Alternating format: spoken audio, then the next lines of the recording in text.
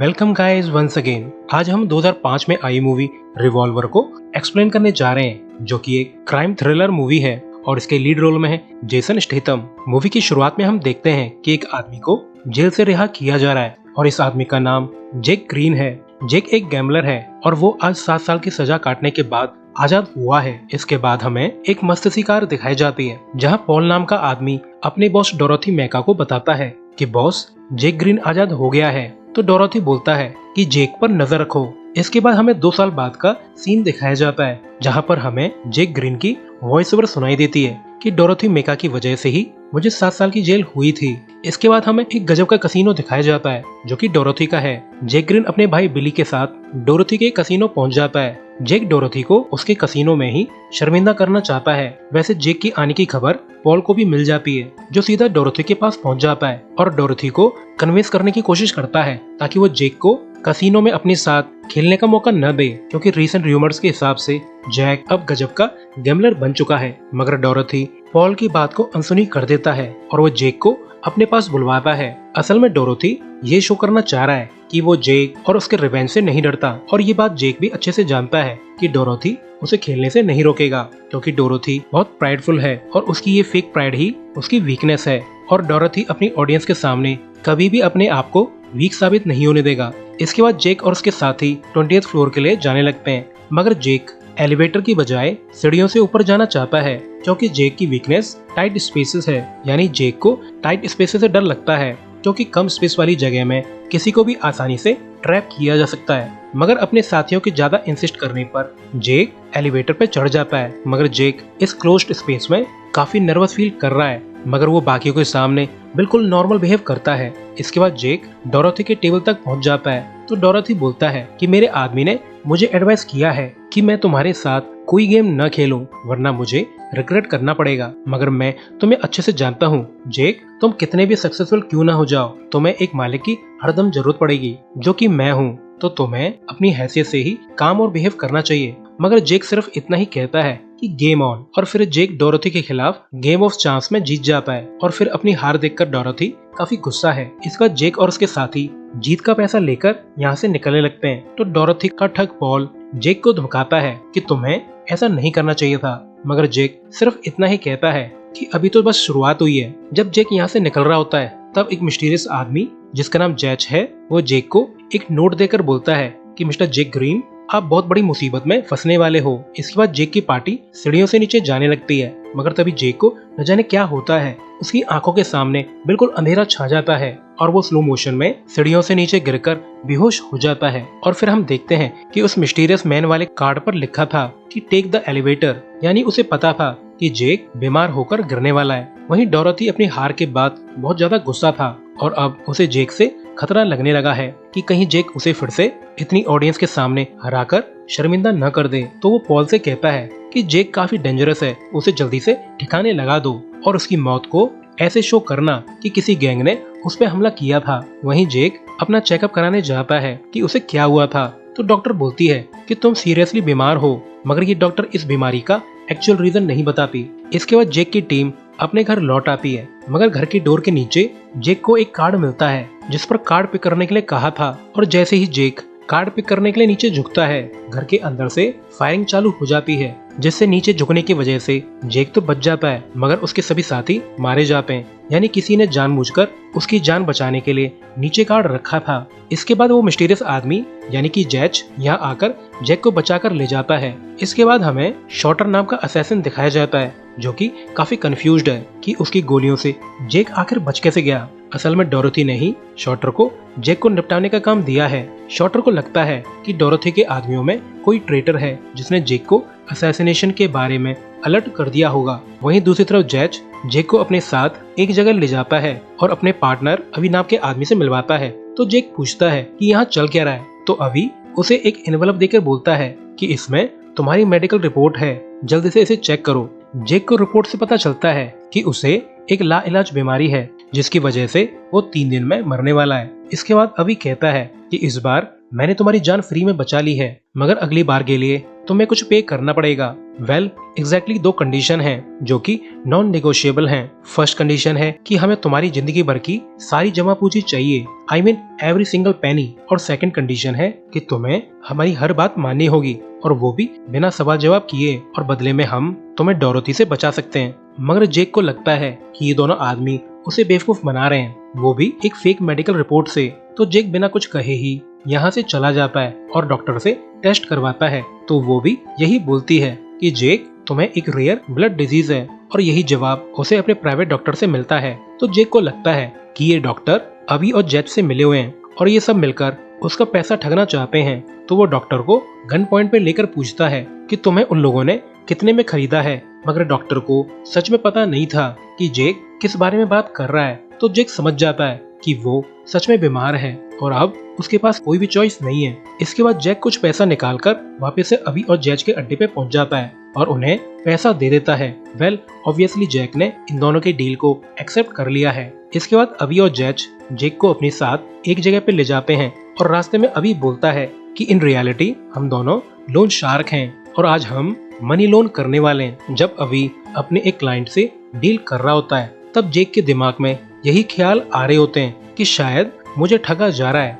और शायद ये लोग मुझे बेवकूफ बना रहे हैं। वहीं डोरोथी शॉर्टर के फील्ड मिशन की वजह से अब काफी ज्यादा गुस्सा है और वो शॉर्टर को खूब खरी खोटी सुनाता है। इसके बाद डोरोथी और पॉल एक क्राइम बॉस सैम गोल्ड से मिलने जाते हैं। सैम गोल्ड एक तरह से क्राइम बॉस का भी बॉस है। सो ये दोनों काफी ज्यादा नर्वस फील कर रहे होते हैं, मगर इनसे लिली वॉकर नाम की लेडी आकर मिलती है और वो बताती है कि वो सैम गोल्ड के रिप्रेजेंटेटिव है। असल में सैम गोल्ड का रूल है कि वो कभी भी किसी से भी नहीं मिलता और ये डील वगैरह करना छोटे मोटे काम है जिन्हें लिली संभालती है। लिली और डोरोथी फिर एक डील करते हैं जिसमें डोरोथी गोल्ड को पाउडर सप्लाई करेगा। पॉसिबली ये पाउडर कोई ड्रग है। जाने से पहले लिली डोरोथी को वार्न करती है कि सैम गोल्ड को पब्लिसिटी पसंद नहीं है और स्पेशली गोल्ड किसी को भी दूसरा मौका नहीं देता। सो मेक श्योर तुमसे डील में कोई गड़बड़ न हो। और ये सुनकर डोरोथी काफी नर्वस है। वहीं दूसरी तरफ अवी और जैज जेक से पूछते हैं कि तुम जेल में कितने समय रहे थे और किसके साथ रहे थे। तो जेक बताता है कि जेल जाने से पहले उसे दो चॉइस दी गई थी, 14 साल की नॉर्मल जेल या फिर 7 साल की सॉलिटरी जेल, यानी बिल्कुल अकेला, और मैंने सॉलिटरी जेल चूज किया। जेक बताता है कि मेरे सेल के बगल में 2 सेल और थे और उनमें से एक कैदी चेस मास्टर था और दूसरे वाला एक कोन मास्टर था। जेक बोलता है कि हम तीनों ने न तो कभी भी एक दूसरे को देखा था और न ही एक दूसरे से वर्बली बातें की थी। बस मुझे इतना ही पता था कि मेरे दोनों पड़ोसी सेलमेट एक दूसरे को अच्छे से जानते थे, जैसे वो लोग मैरिड कपल हों। प्रिजन में हर रोज एक बुक सर्कुलेट हुआ करती थी जिस पर मेरे नेबर्स कुछ फॉर्मूले लिखते थे जो कि असल में चेस के मूव्स और कोन की ट्रिक्स थी। और मेरी खुशकिस्मती मेरा सेल उनकी सेल के बीच में था। तो जब बुक सर्कुलेट हुआ करती थी तो मैं उनके लिखे हुए फॉर्मूले, चेस मूव और कोन ट्रिक्स को पढ़ लिया करता था। जेक बोलता है कि जेल जाने से पहले मुझे लगता था कि मैं ही बहुत क्लेवर और जीनियस हूँ, मगर मेरे सेल नेबर तो काफी हाई क्लास के थे। आई मीन वो लोग आउट ऑफ लीग थे। उन लोगों ने फिर एक फॉर्मूला तैयार किया जो कि बेस्ट था, जिसके थ्रू वो लोग हर ट्रिक्स और गेम्स को जीत सकते थे और मुझे भी उनके फॉर्मूले पर पूरा भरोसा हो गया। जेक बोलता है कि ऐसे ही करते करते उन दोनों नेबर्स ने एक दिन जेल से एस्केप करने का डिसाइड किया और मुझे उनके प्लान पर जरा भी डाउट नहीं था। वो दोनों बेस्ट जो थे, उन दोनों ने मुझे प्रॉमिस किया था कि जेल से एस्केप करने के दौरान वो मुझे भी अपने साथ ले जाएंगे, मगर वो दोनों मेरे बिना ही भाग गए। और फिर उनके जाने के बाद मैं काफी ज्यादा दुखी था, मगर 2 साल बाद मैं जेल से आजाद हो गया। ऑब्वियसली मेरी सजा पूरी हो गई थी, मगर मेरी फूटी किस्मत, मेरे प्रेजेंट नेबर्स को मेरे बारे में सब कुछ पता था, इवन मेरे सभी सीक्रेट्स के बारे में भी। तो मैं जब आजाद हुआ और अपने हाइडआउट पहुंचा, तब मुझे पता चला कि उन दोनों ने मेरा छुपाया हुआ सारा पैसा भी उड़ा लिया है और मुझे मिला तो बस एक नोट जिस पर लिखा था कि you can only get smarter by playing a smarter opponent, यानी तुम तभी स्मार्ट बन सकते हो जब तुम एक स्मार्टर ओपोनेंट से टक्कर लोगे। मगर मेरा गुड लक, मेरे पास उन दोनों का बनाया हुआ वो स्पेशल फॉर्मूला था जिसे मैंने यूज किया और वो काम कर गया, और वो भी हर बार की गेम में मैं ही जीतता था, जिससे मैंने खूब सारा पैसा कमाया। इसके बाद फिर हम देखते हैं कि अवी और जैज धीरे धीरे जैक का सारा पैसा लेते जा रहे हैं और अब जैक बहुत ज्यादा दुखी और गुस्सा है कि उसका कमाया हुआ सारा पैसा धीरे धीरे उसके हाथों से निकलता जा रहा है। अवी और जेक को अपना आदमी बनाकर कई डील्स करने भेजना शुरू कर देते हैं और फिर ऐसे ही दिन बीतते जाते हैं, जहां जेक को अलग अलग क्लाइंट से मिलने जाना पड़ता था और ऑब्वियसली कुछ क्लाइंट्स लोन किया हुआ पैसा लौटा नहीं पाते थे, तो प्रोफेशनली जेक को उन क्लाइंट्स को थ्रेटन करने के लिए कहा जाता था। मगर जेक इनोसेंट और डेस्परेट लोगों को हर्ट करना नहीं चाहता। वैसे जेक अच्छा आदमी है, बस वो गलत संगत में पड़ गया था। वहीं फिर हम देखते हैं कि जब जेक लोन टर्म पूरा होने पर प्रिंसिपल प्लस इंटरेस्ट वापस नहीं ला पाता, तो अवी और जैज उसे काफी डांटते हैं और कहते हैं कि हम बुरे लोग हैं और हम लोग चैरिटी नहीं चला रहे हैं। वैसे भी हम लोग अपना ही पैसा वापस मांग रहे हैं, चाहे उसके लिए कुछ ठोस कदम ही क्यों न लेने पड़े। और इसी वक्त अवी और जैज एक वॉल में छेद करके अंदर वाली वॉल्ट में चेन बांध देते हैं, जो कि एक ट्रक से कनेक्टेड थी। इसके बाद ये लोग ट्रक से सेफ को उखाड़ कर ले जाते हैं और इस सब के बारे में डोरथी को भी पता चल जाता है और अब वो बहुत ज्यादा गुस्सा है और साथ में घबराया हुआ भी, क्योंकि इस सेफ में सैम गोल्ड को सप्लाई किया जाने वाला पाउडर था और अब डोरथी की हवा टाइट है। वो पॉल से बोलता है कि जल्दी से पता लगाओ कि ये काम किसने किया है और क्यों किया है, वरना सैम गोल्ड हम सभी को मरवा देगा। तो पॉल बोलता है कि बॉस, सैम गोल्ड को सप्लाई करने की डेट बहुत ज्यादा क्लोज है और तब तक हम पाउडर का अरेंजमेंट नहीं करवा पाएंगे। पॉल बोलता है कि हमें ड्रग लॉर्ड जॉन की हेल्प लेनी होगी। असल में जॉन डोरथी के बिजनेस और क्राइम राइवल है, मगर जब पॉल जॉन से अर्जेंट बेसिस पर पाउडर की डील करने जाता है, तो मौके का फायदा उठाकर जॉन मार्केट से कहीं गुना ज्यादा पैसा मांगता है और मजबूरी में पॉल इसके लिए मान जाता है। मगर डोरथी बोलता है कि जॉन अपनी हद पार कर रहा है। डोरथी बोलता है कि पाउडर की डील होते ही जॉन और उसके गैंग को साफ कर दो। इसके बाद अवी और जैज जेक और एक लेडी को लेकर उस होटल जाने लगते हैं, जिस होटल में डोरथी और जॉन के आदमियों की डील होने वाली है। और फिर ये लोग एक होटल रूम में पहुंच जाते हैं, जो कि डील वाले रूम का जस्ट बगल वाला रूम है। और फिर ये लोग दीवार में छेद करके स्लीपिंग गैस इंजेक्ट कर देते हैं, जिसे जॉन और डोरथी दोनों के लोग सो जाते हैं। और फिर ये लोग अंदर जाकर सारा पैसा और पाउडर चुरा कर निकल जाते हैं। अब जॉन को लगता है कि उसे डोरथी ने डबल क्रॉस किया है और डोरथी को लगता है कि जॉन ने उसे डबल क्रॉस किया है। ऐसे ही एक दिन जेक को उसके भाई बिली का कॉल आता है, जो जेक को सीक्रेटली बताता है कि मैंने अवी और जैज के बारे में पता लगाया है। वो दोनों बहुत ज्यादा डेंजरस हैं।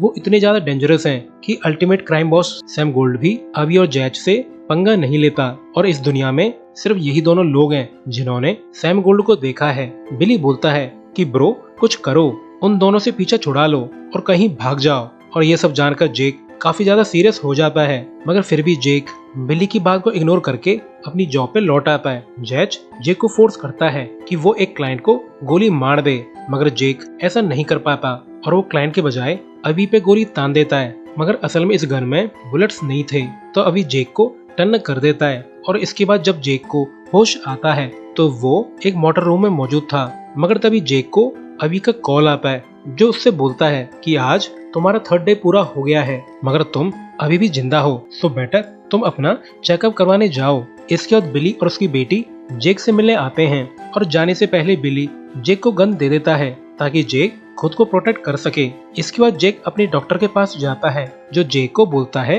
कि आई एम सॉरी मिस्टर जेक, आपकी मेडिकल रिपोर्ट में कुछ गड़बड़ हो गई थी, असल में आप बिल्कुल ठीक हैं। तो जेक अभी को कॉल करके पूछता है कि तुमने ऐसा क्यों किया, तो अभी बोलता है कि इसके बारे में तुम्हें जल्द ही पता चल जाएगा। वहीं दूसरी तरफ पॉल डोरथी को बताता है कि मैंने काफी लोगों से पूछताछ की है, असल में जेक हमारा काम खराब कर रहा है। तो डोरथी बोलता है कि अपने सारे बंदे को ले जाओ और जेक को खत्म कर दो। वहीं दूसरी तरफ जेक अवी और जैज के पास तक पहुंच जाता है, जो कि घर के बाहर ही पूल में मजे मार रहे थे। तो अभी बोलता है कि मेरी एडवाइस है कि तुम घर के अंदर न जाओ, क्योंकि घर के अंदर डोरथी के आदमी मौजूद हैं। मगर तभी एक गुंडा जेक को देख लेता है, मगर जेक गुंडे को देखते ही भाग जाता है। वहीं दूसरी तरफ डोरथी एक फैंसी रेस्टोरेंट में डिनर कर रहा होता है, मगर यहाँ पर जॉन की गर्लफ्रेंड एक वेट्रेस बनकर आ जाती है। मगर डोरथी के गुंडे इस लड़की को ठोक देते हैं, मगर इस समय एक गोली डोरथी को भी लग जाती है, मगर वो बिल्कुल ठीक है। वो शॉटर से कहता है कि जल्दी से जॉन को ठिकाने लगा दो और शॉटर जल्दी ही जॉन के अड्डे पर पहुंच जाता है और वो अपना काम चालू कर देता है। वहीं दूसरी तरफ जेक एक रूफ टॉप तक पहुंच जाता है, जहाँ पर अभी और जैज गोल्फ खेल रहे थे। जेक पूछता है कि तुमने ऐसा क्यों किया, तो अभी बोलता है कि तुम्हें पता है ultimate crime boss Sam gold को किसी ने अब तक क्यों नहीं देखा है? क्योंकि सैम गोल्ड एग्जिस्ट ही नहीं करता। असल में सैम गोल्ड एक मेटाफर है जो कि असल में इंसान के अंदर का डर, ईगो, बुराई और डेविल है। सैम गोल्ड वो आवाज है जो तुम्हारे सर के अंदर गूंजती रहती है। जब भी तुम कुछ काम करना चाहते हो तो तुम्हारे दिमाग में दो ख्याल आते हैं। पहला वो जो कि सही है और जैसा तुम चाहते हो, और दूसरा वो जैसा सैम गोल्ड यानी कि तुम्हारा इनर डेविल या तुम्हारी अल्टरनेट ईगो करना चाहती है। असल में सैम गोल्ड रियलिटी के बजाय हम सभी के दिमाग में मौजूद है। तुम कुछ भी करोगे, सैम गोल्ड तुम्हें सेकंड ओपिनियन देगा। वो तुम्हें बहलाएगा, तुम्हें फुसलाएगा, इवन तुम्हें डराएगा। और अगर तुम सैम गोल्ड की बातों में आ जाओगे तो तुम बर्बाद हो जाओगे। तो ये सब सुनकर जेक का दिमाग खुल जाता है और वो बैंक जाकर अपना सारा पैसा निकाल लेता है और उसे चैरिटी को डोनेट कर देता है, क्योंकि जेक का तो रियल सैम गोल्ड उसका पैसा और उसका लालच था। वहीं पॉल डोरथी को एक न्यूज़पेपर दिखाकर बोलता है कि बॉस, मुझे नहीं पता था कि आप समाज के लिए इतनी केयर करते हैं, जो कि आपने इतना बड़ा अमाउंट डोनेट कर दिया। असल में ये पैसा जेक ने डोरथी के नाम से डोनेट किया था और अब डोरथी के दिमाग में उसका सैम गोल्ड यानी डेविल हावी होने लगता है। उसका सैम गोल्ड बोलता है कि इस डोनेशन का क्रेडिट ले लो और समाज के सामने अच्छे आदमी बन जाओ। हालांकि उसे भी पता है कि ये डोनेशन उसने नहीं किया है, मगर उसका अंदरूनी डेविल या उसके अंदर की बुराई उस पे हावी होने लगी है। इसके बाद पॉल बोलता है कि हमने जॉन के लोगों को टॉर्चर किया है और सबका कहना है कि हमारा पाउडर जेक ग्रीन के पास है। और ये सुनते ही डोरथी के दिमाग में नेगेटिव वॉइसेस गूंजने लगती है। तो वो पॉल से कहता है कि जेक ग्रीन के भाई बिली और उसकी बेटी को उठा लो। इसके बाद बिली के घर पर उसके बॉडीगार्ड अजीब बिहेव करने लगते हैं। तो बिली अपनी बेटी को कबर्ड में छुपने के लिए कहता है और उसका अंदाजा बिल्कुल सही था। उसके बॉडीगार्ड गद्दार निकले। उन्होंने पॉल को बिली की लोकेशन लीक कर दी है। इसके बाद पॉल बिली को टॉर्चर करने लगता है और ये सब देखकर शॉटर काफी अनकंफर्टेबल फील करने लगता है। मगर जल्द ही ये लोग बिली की बेटी को ढूंढ लेते हैं और जब पॉल लड़की को हर्ट करने वाला था तब शॉटर की सनक जाती है और वो पॉल और उसके सभी गुंडों को मार देता है। वैसे कौन कहता है कि कातलों के पास दिल नहीं होता? इस बंदे के पास तो है जो एक बच्ची को हर्ट होते हुए नहीं देख सका, मगर इस समय शॉटर को भी गोली लग चुकी थी। वहीं दूसरी तरफ डोरथी पूरी तरह से पागल हो रहा है और उसके दिमाग में नेगेटिव ख्यालों की जैसे बारिश हो रही है। और जब डोरथी सो रहा होता है तब जेक उसके बेडरूम में पहुंच जाता है, मगर जेक के दिमाग का डेविल या सैम गोल्ड बोलता है कि डोरथी हमारा दुश्मन है, उसे मार दो जिससे सब खत्म हो जाएगा, क्योंकि यही आदमी हमारी पेन की वजह है, इसे मार दो। मगर जेक अपनी ईवल पर्सनैलिटी को हरा देता है और फिर वो डोरथी से बोलता है कि आई एम सॉरी, मैंने तुम्हें इतना बुरा भला कहा है, तुम सच में एक बड़े क्राइम लॉर्ड हो। और ऐसा कहकर जेक यहाँ से निकल जाता है और लिफ्ट में चढ़ जाता है, क्योंकि वो अपने डर और वीकनेस को हराना चाहता है। और काफी मेंटली फाइट करने के बाद जेक अपनी फियर, ईगो, ईवल और डेविल पर्सोना से जीत जाता है। और यहाँ क्लियर हो जाता है कि फियर, ईगो और डेविल पर्सोना को मिलाकर ही इंसान के अंदर का सैम गोल्ड बनता है। और जब जेक यहाँ से निकल रहा होता है तब डोरथी भी यहाँ तक पहुँच जाता है और वो जेक पे गन तान देता है, मगर जेक उस पर जरा भी ध्यान नहीं देता। तो ये देखकर डोरथी लगभग पागल हो जाता है कि ये हो क्या रहा है, ये मुझसे डर क्यों नहीं रहा है। और फिर डोरथी के अंदर का सैम गोल्ड पूरी तरह से हावी हो जाता है और इसके बाद डोरथी पूरी तरह से पागल हो जाता है। वहीं जैक को बाहर जाते जाते समझ में आ जाता है कि असल में उसके प्रेजेंट नेबर अभी और जज थे। अभी चेस मास्टर था और जैक कौन मास्टर, और ये लोग बुक में अपने टिप्स और ट्रिक्स को लिखकर शेयर किया करते थे। अभी बोलता है कि जेक, तुम हम दोनों के बेस्ट फ्रेंड हो और इसलिए हम शुरुआत से तुम्हारी मदद कर रहे थे।